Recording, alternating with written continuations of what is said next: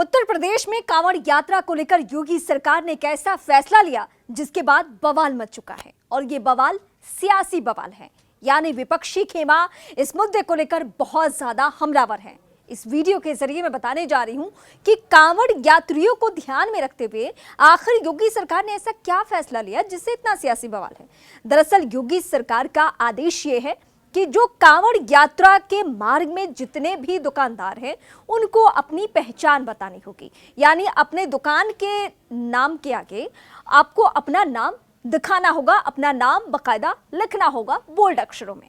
अब इस बात को लेकर बहुत ज्यादा बवाल इसलिए है क्योंकि इस इलाके से यानी जहां जहां से कांवड़ यात्रा गुजरती है, जहां जहां से ये श्रद्धालु सावन के महीने में गुजरेंगे, वहां वहां पे मुस्लिम जो चेहरे हैं, मुस्लिम तबके के जो लोग हैं, उनकी भी दुकानें हैं और उनकी पहचान वहां पे उजागर हो रही है। तो इस बात को लेकर कहा जा रहा है कि ये धर्म की राजनीति है और धर्म की राजनीति के आड़ में आप इस तरीके के कदम उठा रहे हैं। अभी तक ऐसा कदम नहीं उठाया था कभी किसी सरकार ने जो योगी सरकार ने किया है। दरअसल उत्तराखंड को लेकर भी यही कहा जा रहा है। पुष्कर सिंह धामी ने भी कुछ यही फैसला लिया है।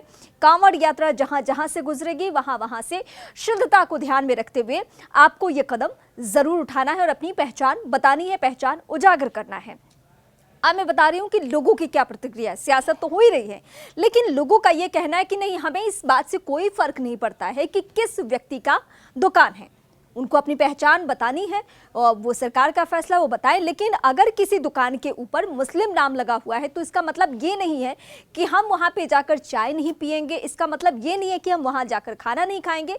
ये सरकार ने जो कदम उठाया है वो शुद्धता को ध्यान में रखते हुए, क्योंकि बहुत दिनों से ऐसी मांग भी चल रही थी और बहुत दिनों से इस तरीके की कोशिश भी थी कि कम से कम सावन के महीने में, जिसमें कहा जाता है कि हर दिन शिव का दिन होता है, उसमें पवित्रता का, साफ सफाई का, स्वच्छता का ध्यान रखते हुए इस तरीके के कदम उठाए गए हैं। इस बात में कितनी सच्चाई है ये सरकारों का मसला है, ये विपक्षी पार्टियों का मसला है, लेकिन आम लोगों के हवाले से मैं आप तक ये बातें पहुंचा रही हूं कि आम लोग इसको इस तरीके से नहीं ले रहे हैं कि ये कोई धर्म का एंगल है। उनका कहना है कि सरकार ने जो फैसला लिया है उससे जुड़ा हुआ ये मुद्दा शुद्धता से जुड़ा हुआ मुद्दा है। अब जयपुर में क्या हुआ है? जयपुर में ये कदम उठाया गया है कि मीट शॉप अगर मीट की दुकान है तो वहां पे हलाल है या झटका, ये आपको वहां बकायदा क्लियर करना होगा, यानी उस दुकान के सामने लिखना होगा। ये वहां पे बातें चल भी रही हैं, इस तरीके के आदेश आ चुके हैं। और दूसरा आदेश तो ये भी एक मांग आ रही है वहां पे राजस्थान में सरकार से, कुछ विधायकों की तरफ से, कि आप वहां पे ये सारे शॉप्स सावन के महीने में कम से कम बंद करवा दीजिए। इसको लेकर अभी आदेश पारित नहीं हुआ है, लेकिन जो योगी सरकार ने कदम उठाया है, साधु संत समाज बेहद खुश है, जो श्रद्धालु हैं वो भी उत्साहित है कि सरकार ने ये जो फैसला लिया है वो बहुत सही फैसला है।